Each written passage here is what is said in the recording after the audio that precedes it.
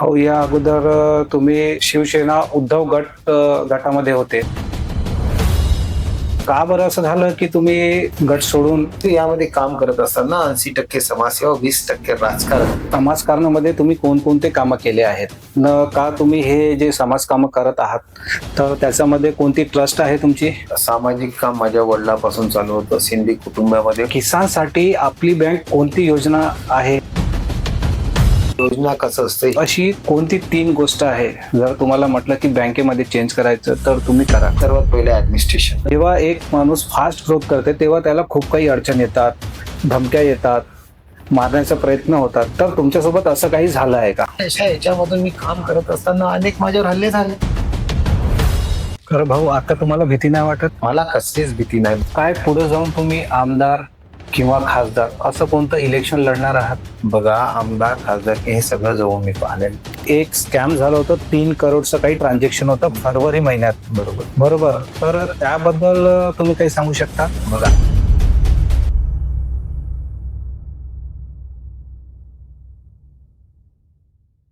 नमस्कार, स्वागत है आपका द पांडे जी पॉडकास्ट में। आज का टॉपिक बहुत इंटरेस्टिंग होने वाला है क्योंकि आज हम महाराष्ट्र के सम्मान में मराठी में पॉडकास्ट करने वाले हैं और आज के हमारे बहुत ही स्पेशल गेस्ट है सीडीसीसी बैंक के अध्यक्ष, जो कि एक समाजकारण भी कर चुके हैं और राजनीति में भी सक्रिय है और अभी सीडीसीसी बैंक के अध्यक्ष है श्री रविंद्र श्रीनिवास शिंदे जी। तो आइए हम इन सभी मुद्दों पर उनके साथ चर्चा करते हैं। नमस्कार भाऊ, कसे आहात? बढिया, एकदम मस्त. तर द पांडेजी पॉडकास्टची आपण सुरुवात करतो आहे. चंद्रपूरमध्ये आतापर्यंत मी 12 तकरीबन एपिसोड झाले आहे माझे, पण एकही एपिसोड मी मराठीमध्ये घेतलेला नाही. पण भाऊ, तुमच्याकडे आलो मी, तुम्ही मला म्हणाले की आपल्याला महाराष्ट्रामध्ये जर आपण राहतो आहे तर आपल्याला मराठीचा सन्मान केलं पाहिजे. तर आजचं जे पॉडकास्ट आहे, आपण भाऊ तुमच्या सन्मानासाठी, महाराष्ट्राच्या सन्मानासाठी आजचा हा पॉडकास्ट आपण मराठीमध्ये घेऊया. धन्यवाद भाऊ, तुम्ही रिकमेंड केल्याबद्दल. तर माझा पहिला प्रश्न असा आहे की आपण या अगोदर राजनीतीमध्ये होतो, त्यामध्ये आपण इथे यायच्या अगोदर, बँकेमध्ये यायच्या अगोदर आपण 2 पार्टी चेंज केली, त्यानंतर आपण आज बँकेचे अध्यक्ष आहोत. तर या बँकेमध्ये अध्यक्ष बनण्यासाठी तुम्हाला किती स्ट्रगल करावं लागलं आहे?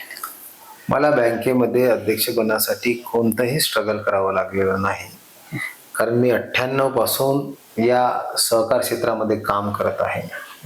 बाजार समितीवर, विविध कार्यकारी सोसायटीवर मी संचालक, अध्यक्ष, बाजार समितीवर संचालक म्हणून काम केलं. आणि ज्यावेळेस मी या निवडणुकीमध्ये अध्यक्ष झालो, आणि त्यापूर्वी 2004 मध्ये मी उपाध्यक्ष होतो, 2009 मध्ये अध्यक्ष झालो, 2012 मध्ये अध्यक्ष झालो आणि 2025 मध्ये मी अध्यक्ष झालो. आणि याच्यासाठी सर्व सहकार क्षेत्रातलं माझं काम जे 24 घंटे चालायचं, आणि चांगलं सहकार क्षेत्र काम करत असताना क्लीन चिट राहून काम करावं लागतं. कोणी कितीही आरोप केले आणि काही केले, त्याच्याकडे आपलं लक्ष न देता, आपलं लक्ष विचलित न होता, आपलं ध्येय गाठण्यासाठी आपण सरळ मार्गाने काम केलं पाहिजे. आणि त्याच कामाच्या याच्यातून, परंतु तुम्ही सत्याच्या मार्गाने जर काम करत असाल तर तुम्हाला संघर्षमय जीवनातून वर शिखर गाठावं लागतं. कारण जर तुम्ही वाम मार्गाने जर पद गाठतो म्हटलं, ते तुम्हाला सोपी असतं, पण ते जास्त काळ टिकाऊ नसतं.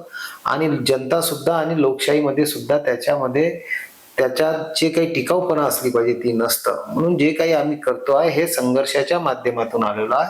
ज्यावेळेस पटलं नाही त्यावेळेस आम्ही तिथून सोडून देतो आहे.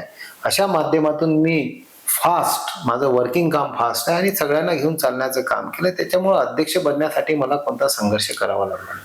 हो, या अगोदर तुम्ही शिवसेना उद्धव गटामध्ये होते.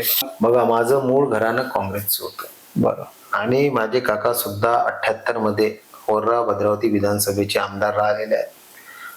स्वर्गीय शिक्षणवर्षी श्रीहरी जीवतोडे गुरुजी यांनी त्यांचा हात पकडून त्यांना आमदार बनवलेला आहे आणि जनतेच्या समोर उभं केलं, आणि जनतेने त्यांना आमदार बनवलं. त्यावेळेस स्वर्गीय शिक्षणवर्षी श्रीहरी जीवतोडे गुरुजी यांचा त्यांना आशीर्वाद होता. त्याच्याच मध्ये ज्यावेळेस माझं काँग्रेसचं होतं, त्यानंतर मला अनेक ठिकाणी या बँकेमध्ये जेव्हा आलो तर मी काँग्रेसचा एक प्रतिनिधी म्हणून या संचालक मंडळात आलो.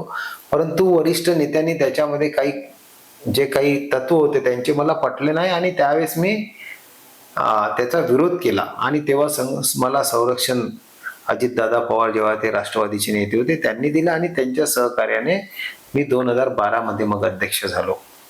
आणि ते सगळं होत असताना त्यामध्ये आदरणीय आमदार माजी आमदार मितेशभाई भांगडे यांचा सुद्धा खूप मोठा हे रोल होता, कारण त्यांना सुद्धा ही बँक चांगल्या कामासाठी चांगले काम करणाऱ्या लोकांसाठी निर्माण करायची होती. त्यांनी माझ्यामध्ये काही ते गुण पाहिले आणि त्याच्यामुळे त्यांनी मला पुढे आणले. त्याच्यामुळे नंतर मी कालांतराने आमचा पक्ष जो आहे याच्यामध्ये अनेक पक्षामध्ये येतात जातात आणि नेतृत्व दुसरीकडे गेलं. त्यामुळं नंतर मी शिवसेना उद्धव बाळासाहेब ठाकरे यामध्ये काम केलं. परंतु यामध्ये काम करत असताना 80% समाजसेवा 20% राजकारण या भावनेतून सतत काम करत होतो. मग कोरोना काळ असो की 2001 पासून माझं जे सामाजिक काम आहे की ज्या गावामध्ये पाणी नाही तिथे वर्षातून एकदा विहीर आपला बोर देणे, पाण्याची सोय करणे, अनेक सामाजिक काम कोरोनामध्ये सुद्धा फार मोठं काम केलं. आणि हे करत असताना ज्यावेळेस या इलेक्शनची वेळ आली तेव्हाच मी सगळे आमचे जे काही महाविकास आघाडीचे लोक होते तेव्हा मी त्यांना सांगितलं की मी मितेशभाई भांगडिया माजी आमदार साहेब यांचं जे पॅनल राहील मी त्यांचा उमेदवार राहील, त्याच्यामुळं आपण माझ्याकडनं हे अपेक्षा करू नये. आणि मग त्यांच्या आग्रहास्तव मी या भारतीय जनता पार्टीमध्ये आलो आणि काम करत असताना सुद्धा या भारतीय जनता पार्टीने मी जे शेतकऱ्यांसाठी मागणी केली, ज्या मग कृषी उत्पन्न बाजार समिती असो की कोणती जे मागणी केली त्यांनी तात्काळ त्याच्यावर निर्णय घेतले आणि रिझल्ट दिले. त्यामुळे मी आज या पक्षात काम करतो. म्हणजे तुम्हाला अध्यक्ष बनवण्यामध्ये मितेशभाई बांगडिया यांचं खूप समर्थन आहे. माझं भांगडिया कुटुंबाशी अनेक वर्ष माझे पारिवारिक संबंध आहेत आणि पारिवारिक संबंध असताना सामाजिक काम मी केलं, कोरोनामध्ये काम केलं. 2001 पासून त्यांनी माझं बँकेमध्ये काम करत असताना माझं काम करण्याची पद्धत पाहिली, सगळ्यांना घेऊन चालण्याची पद्धत पाहिली. आणि बंटी भाऊ भांगडिया जे आता आमदार आहेत चिमूरचे त्यांच्यासोबत सुद्धा मी काम केलेलं. अनेक याच्यामध्ये भलाई पक्ष कोणताही असो, परंतु तुम्ही या पक्षात असो त्या पक्षात असो, परंतु तुम्ही पहिले जनतेचं हित पाहिलं पाहिजे. तो आपल्या पक्षाचा असो नसो, एक तो सामान्य नागरिक. आणि जेव्हा लोकशाहीमध्ये तुम्ही एखाद्या पदावर जाऊन लोकप्रतिनिधी म्हणून काम करतो त्या दिवशी तुम्ही त्या लोकप्रतिनिधी म्हणून तुमची सर्व जनता आणि त्याच्यामध्ये मतभेद न करता तुम्ही काम केलं पाहिजे. आणि त्या पिरियडमध्ये मी चांगलं काम केलं, मी रिझल्ट दिलेले आहे. जे भ्रष्टाचार झाले ते भ्रष्टाचार मी काढलेले आहे. मितेशभाई भांगडिया यांच्या माध्यमातून विधान परिषदमध्ये मी आवाज उठवलेला आहे आणि सगळ्यांना ज्यांना जिथे शिक्षा द्यायची होती ती दिली. आणि आखरी माझं संपूर्ण राजकीय जेव्हा मी संघर्षमय जीवनातून आलो, मी एकट्याच्या भरोश्यावर आणि माझ्या सहकार क्षेत्रातल्या इतर माझ्या कार्यकर्त्याच्या भरोश्यावर, माझ्या वडिलांसोबत सहकार क्षेत्रात काम केलं त्यांच्या भरोश्यावर मी संघर्षमय जीवन जगत आलो. आणि खंबीरपणे कोणालाही न भेटता मितेशभाई जी भांगडिया माझे आमदार आणि भांगडिया कुटुंब माझ्या पाठीशी नेहमी राहिलेला आहे आणि त्यांच्या एक कुटुंबातला मी सदस्य आहोत. त्यामुळं मला त्यांचा जो आदेश होईल तो मला मान्य राहील. भाऊ, आता तुम्ही बोलता बोलता सांगितले की तुम्ही या अगोदर समाजकारण करत होते, बरोबर? तर हे समाजकारणामध्ये तुम्ही कोणकोणते कामं केले आहेत का तुम्ही हे जे समाजकामं करत आहात तर त्याच्यामध्ये कोणती ट्रस्ट आहे तुमची? बघा, सामाजिक काम माझ्या वडिलांपासून चालू होतं. सिंधी कुटुंबामध्ये पहिलेपासून सामाजिक कार्य करण्याचं चालू होतं, परंतु मी सामाजिक जे कार्य आहे ते सतत चालू ठेवलेलं आहे. परंतु कोरोना काळामध्ये जो आघात झाला आणि त्यावेळेस जेव्हा मी सरकारला परमिशन मागितली आणि माझं कोरोना सेंटर चालू केलं, जवळजवळ 5,500 ते 6,000 लोकांनी त्याच्यामध्ये कोरोना पेशंट दुरुस्त होऊन गेले. आणि तेव्हा ज्यानंतर दुरुस्त झाला, corona first stage second stage झाली आणि तो जो एक महाभयंकर संकट आलं त्याच्यावर आपण मात केली. कोरोनाच नसून जे लोक घरी होते त्यांची महिनेवारी चेकअप राहायचं, त्यांना गोळ्या पोहोचवण्याचं, अनेक प्लाझ्मा देऊन लोकांना मदत करण्याची अनेक कामं आपण केले. आणि त्यानंतर जेव्हा मग हे कोरोनाचं संकट गेलं त्यानंतर आम्ही आमच्या भागामध्ये फिरलो, तेव्हा वाटलं की लोकांवर आर्थिक परिस्थिती निर्माण झाली, कारण सर्व उद्योगधंदे बंद होते आणि त्याच्यामध्ये मग आपण ट्रस्टच्या माध्यमातून काही केलं पाहिजे.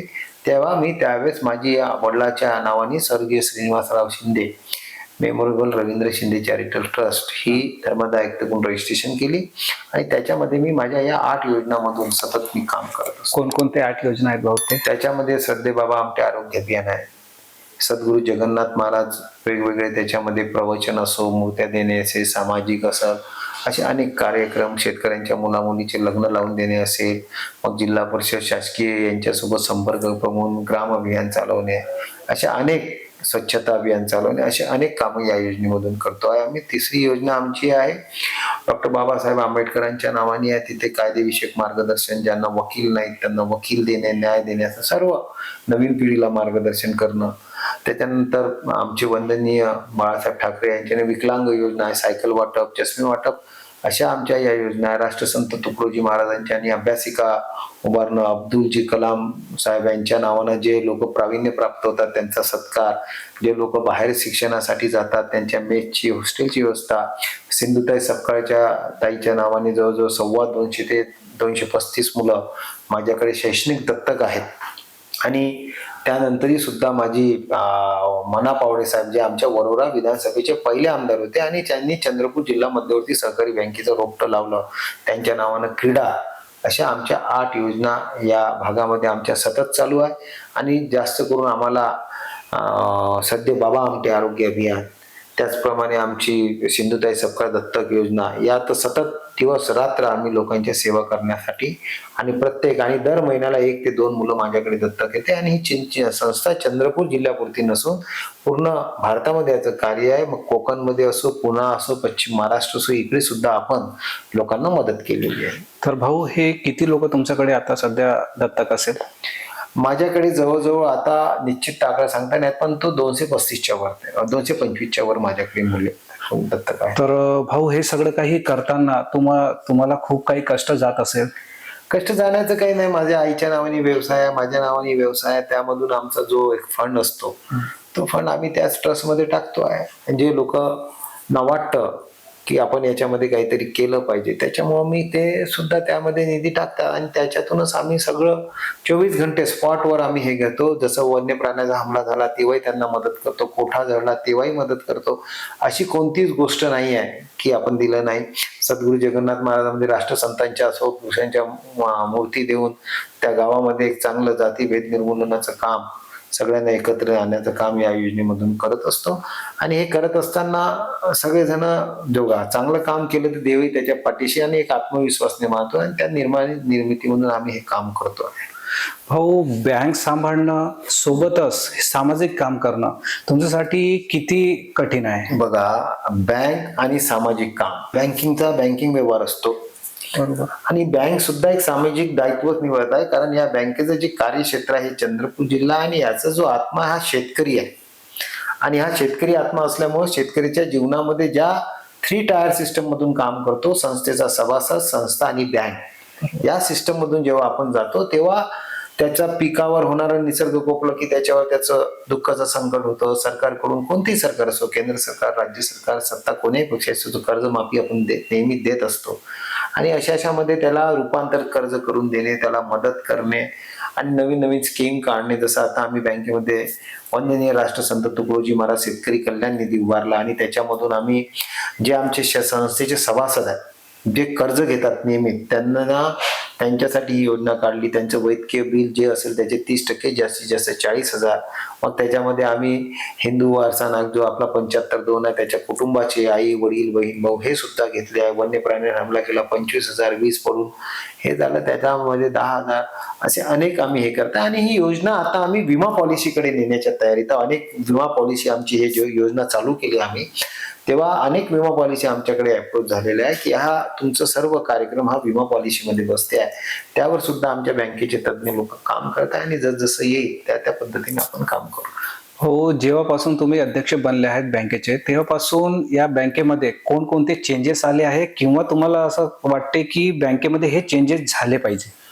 बघा, या बँकेमध्ये आम्ही प्रथम, ही बँक कास्तकाराची आहे. ही बँक एकूण येथे जे आहे 82 शाखा, 11 POP, 93 असं जे आम्ही घेऊन चाललो आहोत, ही बँक संपूर्ण ग्रामीण भागामध्ये पसरलेली आहे. मग केंद्र शासन असो, राज्य शासन असो, या सगळ्या योजना या बँकेमध्ये राबवल्या जातात. शिक्षकांचे पगार इथून होतात. शेतकरी बांधवांच्या मुलांसाठी शैक्षणिक लोन, कर्ज, पीक कर्ज, शेतीच्या विकासासाठी लोन, ट्रॅक्टर लोन, असे अनेक लोन, वाहन लोन, आणि एक RBI आणि नाबार्डची जी सीमा आहे त्या सीमाच्या अंडर राहून आम्हाला काम करावं लागतं. बाकीच्या बँकेसारखं अमाट अर्ब बँक सारखं कोटी लोन 2 कोटी लोन किंवा हे असंही आहे याच्यामधून बिझनेसमधून जाताना आहेत. तर बचत गटाची निर्मिती केली नाबार्डच्या माध्यमातून, महिलांना पैसे दिले, 99% त्याच्यामध्ये एक चांगल्या प्रकारचे वसुली आहे. जवळजवळ आम्ही आता मागच्या वर्षी 142 कोटी झाला, आता यावेळेस आतापर्यंत 135 कोटी वाटले, अजून आमचं 150 ते 160 कोटी पर्यंत आमचा वाटपाचा मानस आहे, कारण महिलांच्या हाती पैसे टिकाऊ असते. म्हणून हे सामाजिक कामाचं सामाजिक दायित्व सुद्धा याच्यामध्ये निभवलं जातं. तुम्ही बघा या बँकेमध्ये महिला बचत गटाचं इतकं काम आहे की शेतकऱ्यांची आत्महत्या तुम्हाला चंद्रपूर जिल्ह्यामध्ये कुठे दिसून येत नाही. कारण ज्यावेळेस आर्थिक परिस्थितीमध्ये बिकट परिस्थितीमध्ये शेतकरी येतो तेव्हा ही महिला भगिनी आपल्या बचत गटाच्या माध्यमातून त्यांना मदत करतात आणि पुन्हा उभारी देतात. आणि अशा प्रकारे हे बँकेचं चक्र चालू असते. म्हणून सामाजिक 40% सामाजिक काम, मग त्याला तुम्ही कशा पद्धतीनं त्याचा चालवता, बँकिंगने व्यवहार चालवता आणि कशा पद्धतीने चालवता, तो एक भाग आहे. दुसरा भाग बँकेचं ऍडमिनिस्ट्रेशन आम्ही याच्यामध्ये खूप पद्धतीनं टाईट केलं. कारण बघा तुम्ही जर प्रॉफिट जर तुमचं जास्त झालं आणि खर्च जर तुमचा मोठा उदाम राहिला तर त्याला तुम्हाला काही हरकत नाही. म्हणून आम्ही पहिले खर्चावर आळा घातला. जवळजवळ खर्च किती कमी करता येईल, कशा पद्धतीनं करता येईल, पेपरलेस बँक कशी करता येईल, नवीन नवीन सिस्टम, मोबाईल झालं, ऑनलाईन सिस्टम झालं, कॉम्प्युटराइज झालं, जी आमची बँक आहे ऑलरेडी 2009 पासून, तर याच्यामध्ये कसं पुढे जाता येईल. मोबाईल बँकिंग जर झालं तर याच्यामध्ये आपल्याला कागदाचा खर्च वाचतो, वेळेची बचत होतो, कॅश ने आणण्याची बचत होतो, मोबाईल बँकिंग ग्राहकाला वेळेवर सर्व्हिस मिळतं, सगळं तो अपडेट असतो. त्या पद्धतीनं आम्ही कम करण्याचं काम करतो. आणि स्वतःचा IFSC कोड सुद्धा आम्हाला 1-1.5 वर्षामध्ये RBI नाबार्डच्या मापदंडाखाली राहून आम्हाला करायचा हा मानस आहे. आणि याच्याच माध्यमातून आम्ही सर्व कर्मचाऱ्यांना, नवीन मुलांना जी आता भरती झाली त्यांना सुद्धा सोबत घेऊन नवीन ऍक्सिस बँक झालं, HDFC बँक झालं, ज्या इतर स्पर्धात्मक बँक आहे आणि त्या माध्यमातून काम करतो. आणि आम्ही एक तर पहिलं धोरण ठेवलं आहे की आज बँकेपाशी स्वतःची इमारत जिल्हा परिषद समोर 32,000 स्क्वेअर फीट जागा आहे, तिथे मोठं एक चांगलं युनिट बँकेचं उभं करायचं. त्यानंतर गांगलवाडी आणि माजरी या ठिकाणी 2 स्वतःच्या बँकेच्या जागा आहेत, तिथे इमारत उभारायची. आणि यापुढे बँक स्वतःची जागा, स्वतःची इमारत घेणार नाही, किरायाच्या घरात स्पर्धात्मक म्हणून जाऊन तिथे आपलं संपूर्ण, कारण एक बँक जर इमारत बांधली तर त्याचा खर्च आणि त्याचं व्यवस्थापन करता करता बँकेची सुटे हानी आहे. एखाद्या किरायाच्या घरामध्ये जाऊन जर तुम्ही काम केलं तर उलट ती शाखा, ती प्रॉफिट पर शाखा, पर कर्मचारी बिझनेसमध्ये प्रॉफिट होतो आणि शाखा चांगल्या नफ्यामध्ये राहतात. भाऊ, आपल्या भारतामध्ये एक प्रमुख घटक आहे किसान. तर किसानसाठी आपली बँक कोणती योजना आहे जे पुढे जाऊन आणणार आहे किंवा आता तुम्ही चालू करणार आहात, असं काही आहे? बघा, योजना कसं असतं, ही सहकार खातं शासनाच्या नाबार्डच्या RBIच्या अध्यक्षतेखाली ही बँक आहे. डॉक्टर पंजाबराव देशमुख जे कृषी हे आहेत त्यांच्या नावाखाली अनेक सरकारने धोरण बनवल्या. त्या धोरणात घालून त्यांना व्याजाची सवलत, पीक कर्ज, अनेक आता ड्रोनचं धोरण आणलं आम्ही. बचत गट, ग्रामपंचायत, शेतकरी, वैयक्तिक, NGO यांना आम्ही हे ड्रोन फवारणीसाठी, कारण आजकाल तुम्हाला माहिती आहे की मजुराचं खूप टंचाई झालेली आहे, त्याच्यामुळे ड्रोनचं आम्ही धोरण आणलेलं आहे. 10 लाखापर्यंत आम्ही त्याच्यात कर्ज देणार आहोत. आमच्या वार्षिक अधिबंधामध्ये 5 झाला. आणि महाराष्ट्रामध्ये आता आम्ही एकमेव ही बँक आहे ज्यांनी जसे ज्या पद्धतीने शेतकरी कल्याण निधी सुरू केला, त्यासाठी जे 2022 पर्यंत ज्या शेतकऱ्यांचे पीक कर्ज थकीत आहे यांना सुद्धा आम्ही 7% दौलाने सवलत देऊन त्यामध्ये सोसायटी आणि बँक याच्याकडे अर्ज करून रितसर त्याच्यामध्ये ही 3 टायर सिस्टम असल्यामुळे सभासद, संस्था आणि बँक असल्यामुळे संस्था सुद्धा हा मधला दुवा आहे, याचा सुद्धा फायदा झाला पाहिजे म्हणून ही सुद्धा आम्ही 7% सवलतीची एक योजना आम्ही आणलेली आहे. आधी ती तातडीने चालू होईल आणि जी आमची राष्ट्रसंत तुकडोजी कल्याण आहे ती महाराजांचा 11 तारखेला पुण्यतिथी ऑक्टोबरला, त्या दिवशीपासून ती सुरुवात होईल. हो, अशी कोणती 3 गोष्ट आहे जर तुम्हाला म्हटलं की बँकेमध्ये चेंज करायचं तर तुम्ही कराल? सर्वात पहिले ऍडमिनिस्ट्रेशन. का बरं? कारण त्याच्यावरच सगळा हा खेळ आहे. जर तुमचा जी संस्था आहे त्या संस्थाचे जर कर्मचारीने जर स्वतःची जबाबदारी आपली ओळखली नाही, कारण ही बँक आहे, ही वित्तीय संस्था, याला वेळेचं बंधन आहे, त्या वेळेतच तुम्हाला काम करायचं आहे. एखाद्याचं कर्ज थकीत झालं तर त्याचा हप्ता तो बरोबर आला की नाही पाहिजे, त्याला जास्त वेळ लागू न देता त्याचा हप्ता वसूल झाला पाहिजे, कर्जाची वसुली झाली पाहिजे. ऍडमिनिस्ट्रेशन कमी खर्चामध्ये जास्त काम कसं केलं पाहिजे, ज्या पद्धतीने तुम्हाला कर्मचाऱ्याला, अधिकाऱ्याला बँक संपूर्ण अधिकार देतात, त्यांना संपूर्ण पगारासह बोनस, पगार या सगळ्या सोयी ठेवले देतात. कारण ही जर तुम्ही तिचं जर पालन पोषण बरोबर नाही केलं आणि जर मूळ याला जर तुम्ही धक्का लावला, त्याच्यामुळे ऍडमिनिस्ट्रेशन हे फार बाब आहे. त्याच्यानंतर तुमचे नियम आणि जो अधिकारी आहे त्याला त्याचं कर्तव्य काय, त्यांनी आपलं कोणतं कर्तव्य निभावलं पाहिजे, या सगळ्या गोष्टी या ऑडिट विभागाच्या, सहकारच्या, RBI आणि नाबार्डकडून येणारे परिपत्रक, बँकेच्या व्यवस्थापनाने काढलेले परिपत्रक, त्या गाईडलाईन, कलेक्टर साहेबांच्या नेहमीच्या सूचना आणि चंद्रपूर जिल्ह्यामध्ये आपण सांगतोय की चंद्रपूर जिल्हा मध्यवर्ती सहकारी बँक ही संपूर्ण बँकेमध्ये अग्रगण्य आहे, जी शेतकरी आणि सामान्य वर्गापर्यंत आणि केंद्र आणि राज्याच्या सर्व सवलती, सर्व योजना या बँकेतून आपण चालवतो. तर भाऊ, सध्याचं जे ऍडमिनिस्ट्रेशन आहे तुमचं, सध्या आम्ही ऍडमिनिस्ट्रेशन मध्ये संपूर्ण पहिले 4 आमचे RO आहेत, ऑफिस, वरोरा, ब्रह्मपुरी, मूल आणि राजुरा. तर ते बरोबर आहे. हे 4ही ठिकाणी आम्ही आता लक्ष केंद्रित केलेलं आहे आणि 4ही ठिकाणी लक्ष केंद्रित करून 4ही ठिकाणी ज्या ज्या RO लेवलमध्ये ज्या ज्या शाखा येतात, ज्या ज्या तालुक्याच्या शाखा येतात, त्यांचं आम्ही संपूर्ण ठेवीची पूर्तता झाली की नाही, तुमचं थकीत कर्ज वसूल झालं का नाही, निव्वळ कर्ज वाटप करून NPA कमी करणे हा भाग आता बंद झाला पाहिजे. कर्जाची वसुली होऊन कर्ज वाटप झाला पाहिजे. तो जो NPA कमी होतो त्याला खरं बँकेची आर्थिक सुदृढ, ज्या पद्धतीने आपण सुदृढ म्हणतो त्या पद्धतीने ती बँक सुदृढ करते, म्हणून याच्यावर जास्त आमचा भर चालू आहे. आणि त्याच पद्धतीने कर्ज वाटप, नवीन ग्राहक सुद्धा, त्याच्यामुळे आता आम्ही योजना सुद्धा बदलवलेल्या आहे. जिथे 20 लाख रुपये वाहनासाठी देत होतो ते 35 लाखावर घेऊन गेलो, जिथं मालवाहू वाहनासाठी 15 लाख रुपये देत होतो तिथं 25 लाख रुपये देऊन राहिलो. गॅरंटर नाही ठेवले वाहनच्या धोरणामध्ये आम्ही, त्याच्यामध्ये काही ठिकाणी सिंगल जमानतदार ठेवले. अशा प्रकारे कागदाची फॉर्मॅलिटी थोडी कमी केली आणि अशाच प्रकारे ग्राहकांना तातडीनं लोन भेटलं पाहिजे. वाहन लोन, इतर लोन 48 घंट्यात त्यांना उपलब्ध झालं पाहिजे. त्या पद्धतीने आम्ही आमच्या मुख्य कार्यकारी अधिकारी साहेबांना अधिकार सुद्धा दिले आणि संचालक मंडळ बोर्ड पूर्ण कर्मचाऱ्याच्या, अधिकाऱ्याच्या पाठीशी आणि चांगल्या पद्धतीने आम्ही चांगलं काम करीत आहोत. भाऊ, आतापर्यंत आपण बँकेबद्दल खूप काही बोललो आहे, तर आता वेळ आली आहे की 1-2 प्रश्न मी तुमच्या वैयक्तिक राजनीतिक बद्दल विचारू. तर भाऊ, तुम्ही राजनीतीमध्ये जेव्हा होते तर कसं आहे, ज्याप्रमाणे तुम्ही सांगून राहिले आहे त्याप्रमाणे वाटत आहे की तुम्ही खूप फास्ट ग्रोथ केली आहे. तर जेव्हा एक माणूस फास्ट ग्रोथ करते तेव्हा त्याला खूप काही अडचण येतात, धमक्या येतात, मारण्याचा प्रयत्न होतात. तर तुमच्यासोबत असं काही झालं आहे का? बघा, मी सतत तुम्हाला सांगितलं याच्यापूर्वी की 98 पासून मी सतत कार्यरत आहे. राजकीय जीवनामध्ये राजकारण फक्त 20% आणि समाजकारण 80%. आणि जो माणूस याच्यातून करतो, ज्या पद्धतीने तुम्ही म्हटलं की आपली ग्रोथ फास्ट जोरात झाली, राजकीय आणि सामाजिक जीवनामध्ये माझी काही ग्रोथ जास्त फास्ट झाली नाही. मी एका तत्ववादी आणि मी माझ्या आयुष्यामध्ये पाहिलेलं आहे की पद माझ्या आसपाशी आलेलं आहे, मी पदापर्यंत गेलेलो नाहीये, कारण मी सतत कार्यरत असतो. मला खासदार व्हायचं, मला आमदार व्हायचं हे माझ्या डोक्यात नाही. माझ्या नशिबात लिहून असेल तर मी कुठूनही बनेल, तो विषय नाही आहे माझा. माझं काम आहे की पार्टी तुमची कोणती असो, तुम्ही लोकांचं 24 तास काम केलं पाहिजे. तुम्ही जनसेवक आहात, म्हणून मी खासदार आमदार नसताना सुद्धा लोक माझ्यापर्यंत येतात.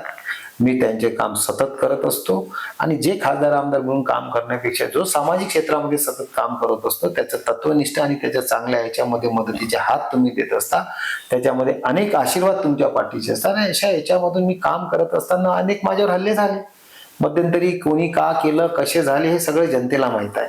कशा पद्धतीने पोलीस फोर्स लागले, काय झाले, कशा पद्धतीने मी निवडणुका जिंकल्या सत्याच्या मार्गाने हे जनतेला माहित आहे. त्याच्यामुळे मध्यंतरी मला सुरक्षा रक्षक सुद्धा पोलीस शासनाने पुरवली होती, गृह खात्याने पुरवली होती. जोपर्यंत त्यांचं होतं त्यापर्यंत त्या मध्यंतरी सुद्धा माझ्यावर हमला होण्याचा प्रयत्न झालाच. किती वेळा भाऊ हमला झालाय? मला मध्यंतरी झाला, 1-2दा झाला होता, परंतु त्याबद्दल पोलीस खात्याला सुद्धा पोलीस खात्याचेच रिपोर्ट आहे, यांच्या जीवाला धोका आहे म्हणून. बरं. आता ते प्रशासन लक्ष देऊन आहे आणि त्यांना ज्यांना आळा घालायचं होतं त्यांना त्यांनी आळा घातलेला आहे.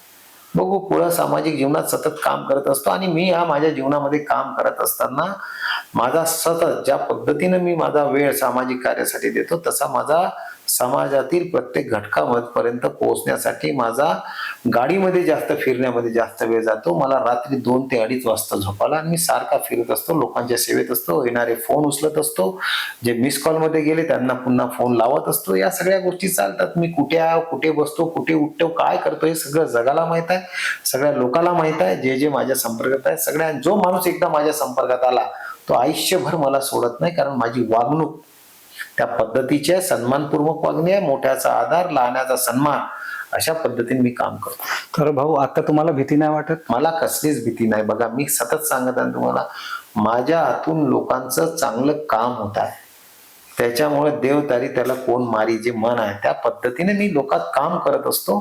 काही होणार नाही. मला संपूर्ण शक्ती माझ्या पाठीशी आहे. माझा आत्मविश्वास तगडा पाठीचा आहे. जनतेचा आशीर्वाद माझ्या पाठीशी आहे. माझ्यापर्यंत पोहोचण्यासाठी फार वेळ लागतं, कारण आम्ही मूळ साताऱ्याच्या शिवाजी महाराजाच्या याच्यामध्ये आम्ही काम केलं आहे. तेसिंगराव भोसले साहेबांसोबत आम्ही पूर्व विदर्भात आलो आहे. अर्ध कुटुंब ग्वाल्हेरकडे गेलेलं आहे. मोरे, मालुसरे आणि शिंदे कुटुंब याकडे आले. याकडे आम्हाला 600 एकर जागा त्यावेळेस महाराजांनी आम्हाला दिली. छत्रपती शिवाजी महाराज दिल्ली स्वारीच्या वेळेस महाकालीच्या दर्शनाला आले, त्यावेळेस आमचे पूर्वज इकडे महाराजाचं सैन्य म्हणून आले ना, आणि त्याच्यामुळे आम्ही शूरवीर लोक आहोत. जातीपंथ एक आहे, पण माझ्या काम करण्यामध्ये मी जाती भेद करत नाही. हा तो जातीचा, हा या जातीचा, हा मला विषय आवडत नाही. एक माणुसकीच्या नात्यानं आपण काम करायचं आणि सगळ्यांना घेऊन चालायचं. तर भाऊ पुढचे 5 वर्ष तुमचे राजनीतीमध्ये कसे राहणार आहेत? फक्त सामाजिक काम, 80% सामाजिक काम, 20% राजकारण काम.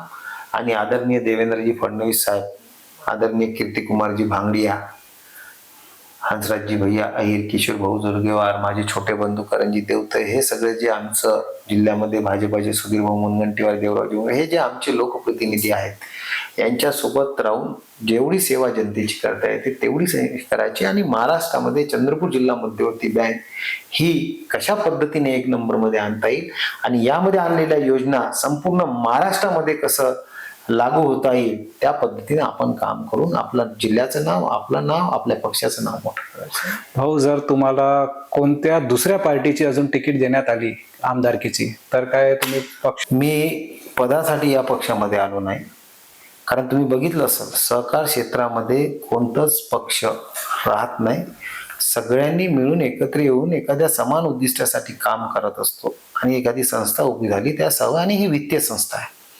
ही ग्रामपंचायत, नगर परिषद, नगरपालिका, जिल्हा परिषद, महानगरपालिका नाही आहे. ही वित्तीय संस्था लोकांच्या ठेवी आहे. याच्यामुळं सगळे लोक एकत्र येऊन आम्ही दरवेळेस लढत होतो. आणि याच पद्धतीने आम्ही निवडणुकीला सामोरं राहिलो. याचं नेतृत्व आमचे चिमूरचे आमदार कीर्तिकुमारजी भांगडे यांनी केलं. त्यामध्ये खासदार महोदय आल्या, चंद्रपूरचे स्थानिक आमदार किशोरजी जोरगेवार होते, करंजी देवते होते, सुभाषभाऊ धोटे होते. हे सगळे मिळून आम्ही काम केलं.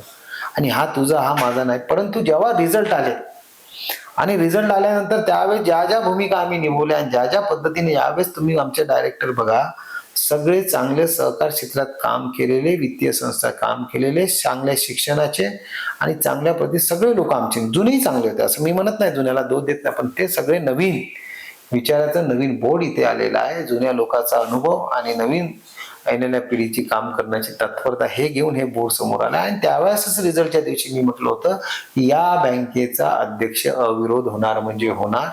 आणि त्याच पद्धतीने ती भूमिका घडली आहे. काहीच्या मनीषा, काहीच्या आशा बागडल्या होत्या, त्यांनी प्रयत्न केले होते, परंतु मी सुरुवातीपासूनच सांगितलं.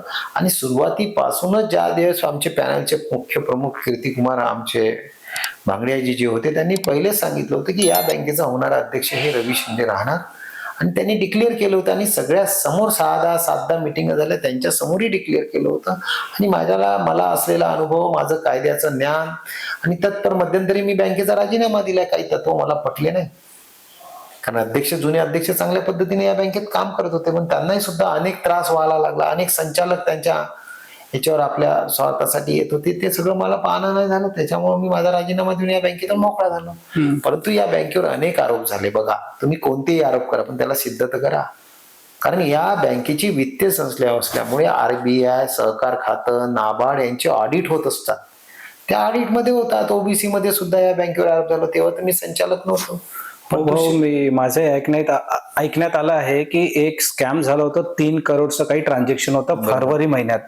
बरोबर. तर त्याबद्दल तुम्ही काही सांगू शकता? बघा, ते संपूर्ण जे काही झालेलं आहे ते त्या खात्यामधून जो सायबर हल्ला झालेला आहे त्या सायबर हल्ल्यातून झाला. लोकप्रतिनिधी, मी तर म्हणतो त्यांना मूर्खतात काढायला पाहिजे. काही लोकांनी आरोप केले की संचालक लोकांनी पैसे पळवले. अरे बाबा, तो सायबर हमला झाला. त्याच्यामध्ये ज्या ज्या तज्ज्ञांनी, ज्या ज्या संस्था होत्या, ज्या ज्या फॉरेन्सिक लॅब होता, त्यांचे रिपोर्ट आले. माननीय चंद्रपूरचे SP साहेब यांचा विभाग त्याचा तपास करत आहे. त्यामध्ये काही पैसे आमचे जवळजवळ परत आले, ऑटोमॅटिक परत आले आणि आमचं येस बँक सुद्धा काम करत होती त्याच्यामध्ये आणि ते सायबर हल्ल्याच्या ह्याच्यानुसार तो मेल टाकून त्यांनी ते सगळं केलेलं आहे. याच्यामध्ये कोणत्या संचालकाचा हात असणार आहे? त्याच्यामुळे आरोप हे बिनबुडाचे आणि सत्यता समोर आलेली आहे, तपासामध्ये सुद्धा आलेली आहे आणि त्या पद्धतीनं आमचं सर्व, कारण बघा बँक म्हटलं तर RBIने लायसन्स दिलेला आहे, तिच्या त्या RBIच्या त्या तंतोतंतामध्ये तुम्हाला राहूनच काम करावं लागेल. लोकांच्या ठेवी या प्रत्येकाने या जेवढ्यानी या बँकेच्या विरोधकांनी जेवढ्याने आरोप केली तेवढ्या भरभटीत या बँकेच्या ठेवी वाढलेल्या आहेत. आज 4,300 400च्या जवळपास या बँकेच्या ठेवी गेलेल्या आहेत. त्याच्यामुळे लोकांचा दृढ निश्चय, कास्तकारांचा दृढ या बँकेवर विश्वास आहे आणि त्या विश्वासाने आम्ही बँकेत समोर चाललो. भाऊ, जर हे सायबर हल्ला झालाय तर या अगोदर तुम्ही का सायबरची ऍडव्हान्स सिक्युरिटी घेतली नव्हती? बघा, या बँकेमध्ये सगळ्या सिक्युरिटी आहे. जेव्हा डाटा सेंटर आहे, डेटा सेंटर आहे स्वतःचं, आता नवीन पद्धतीने सुद्धा आमचं डाटा सेंटर, आमच्या डाटा सेंटरला 14-15 वर्ष झाले. त्याच्यामुळे नवीन निर्मितीचं आम्हाला गृह खात्याने कळवलेलं आहे, आता आमच्या तज्ज्ञांनी कळवलं आहे. त्या पद्धतीने आम्ही काम करतो आणि दरवर्षी नाबार्डचा ऑडिट होते. नाबार्ड ही संस्था म्हणजे तुम्हाला माहिती आहे सर्व रिपोर्ट RBIला जातात. त्यामुळे बँकिंग कायद्यानुसार सर्व चालावं लागते. त्याच्यामुळं निव्वळ घरी बसून पेनेनं लिहिणं आरोप करणं याच्याने होत नाही आणि त्याला लोकच मूर्खतात करतात. एवढं बँकेच्या याच्यामध्ये सुद्धा पाहिलं तुम्ही OBC मध्ये का नाही कोर्टानं थांबवलं, का नाही शासनानं थांबवलं, ते धोरण आहे. तुम्हाला चंद्रपूर जिल्हा मध्यवर्तीच बँक का दिसतात, तुम्हाला पुणा DCC का नाही दिसली, तुम्हाला नगर DCC का नाही दिसली, जळगाव मध्ये होत्या अनेक बँकामध्ये, साताऱ्यामध्ये होत्या अनेक बँकामध्ये तुमच्या ओपनच्या भरत्या झालेल्या आहे. कारण शासनाचे इथे गुंतवणूकच ठेवलेली नाही आहे. 19 मध्येच या शासनाचे जे काही भाग भांडवल होते या बँकेने वापस केलेले आहे. त्याच्यामुळे प्रत्येक याच्यामध्ये आणि सगळ्या बरं ही ओपनची भरती झाली तरी तुम्ही बघा याच्यामध्ये सगळ्या जातींना समावेशक लोक याच्यामध्ये आलेले आहे. जे तुम्ही आरोप केले त्यामध्ये जर तुम्ही गणित काढलं तर सगळ्या जाती पंथाचे मागासवर्ग सगळे लोक याच्यामध्ये समाविष्ट झालेले आहेत. त्याच्यामुळे काही याच्यामध्ये बोलण्यात अर्थ नाही आणि जे काही न्याय येईल ते सगळं समोरच येणार आहे जगासमोर. भाऊ, माझा मनाला एक प्रश्न आहे. तो प्रश्न असा आहे की काय पुढे जाऊन तुम्ही आमदार किंवा खासदार असं कोणतं इलेक्शन लढणार आहात? बघा, आमदार खासदार हे सगळं जवळ मी पाहिलेलं आहे. मी जे तुम्हाला वारंवार सांगतो की 80% सामाजिक क्षेत्रात काम करतो, 20% राजकारण करतो. आज मी माझं स्वतःचं वर्तुळ तयार केलेलं आहे. माझ्यासोबत ग्रासरूट्स पासून समाजाच्या शेवटच्या टोकापासून तर उच्च वर्गापासून सगळे माझ्यासोबत काम करतात. माझ्यासोबत राहणारे लोक आत्मविश्वासाने तगडे आहे. माझ्यापाशी आलेला माणूस, घाबरून आलेला माणूस, रडत आलेला माणूस हसत जातो. आमदार खासदार ज्या पद्धतीने काम करतात, त्यांना शासकीय फंड येतात, त्यांना निधी येतात, तेच मला येत नाही. बाकी सगळ्या तर गोष्टी मी करतो, इमारत बांधू शकत नाही लोकांसाठी काय नाही, पण बाकी ज्या मूलभूत त्यांच्या गरजा आहे, वैयक्तिक लोकांच्या ज्या गरजा आहे, वैद्यकीय असो कोणत्या असो, त्या सगळ्यासाठी हा रवी शिंदे आणि शिंदे कुटुंब त्याच्या कामामध्ये असतं. त्याच्यामुळं मला आमदार खासदार हे आहे, हे वैज्ञानिक पद आहे. तुम्ही संसदेमध्ये बोलू शकता, तुम्ही विधानसभेमध्ये बोलू शकता, तुमच्या विधान परिषदेमध्ये बोलू शकता. हे आयुध आहेत लोकांचे प्रश्न मांडण्याचे. पण आपण इथेच लोकांचे प्रश्न सोडवतो आणि हे सोडवण्यासाठी माझे चांगल्या अधिकाऱ्याशी सगळ्यांशी चांगले संबंध आहे. माझे सगळ्या पक्षातील राजकीय नेत्याशी माझे चांगले संबंध आहे. त्यामुळे काही विषय नाही आहे. त्याच्यामुळे आमदार खासदार होणं हे जरी आपण मनात आणलं असेल तरी आखरी ही लोकशाहीमध्ये राजा ठरवते. राजा म्हणजे ती जनता. दोन्ही ही जनता ठरवते कोणाला काय बनवायचं. ज्याच्या नशिबात असेल ते होईल, परंतु कोणाला आघात करून आपल्याला बनायचं नाही. जे काही ठरवेल ते पक्षश्रेष्ठीसह आपण काम करत राहायचं. आणि या जिल्ह्यामध्ये मी एक पाहिलं, चिमूरचे आमदार आणि आमचे चंद्रपूरचे आमदार आणि हंसराज भैया अहिर आणि आता नव्याने आमचे लहान बंधू निवडून आले, या लोकांच्या व्यतिरिक्त जर मी पाहिलं तर आतापर्यंतच्या राजकारणाने फक्त खालच्या हातागळ्यातल्या कार्यकर्त्याला राबवून घेतलं. त्याला कधी उंचीवर नेलं नाही, त्याला कधी उभं मोठं केलं नाही. जे काही केलं असेल स्वतःच्या स्वार्थासाठी तेवढेच मोजकेच लोक उभं केले, बाकीच्याला वाऱ्यावर सोडलं. पैसा म्हणजे सर्व काही, पण त्यांना हे लक्षात नाही की पैसा म्हणजे सर्व काही नाही. लोकांची सेवा, लोकांच्या सेवेत राहणं, दैनंदिन लोकांच्या खालच्या समाजाच्या आखरी टोकापर्यंत आपण गेलो पाहिजे. त्यांच्यासोबत बोलचाल भाषा चालवली पाहिजे. तो गरीब असला तरी त्याला स्वाभिमानानं, त्याला चांगली वागणूक दिली पाहिजे.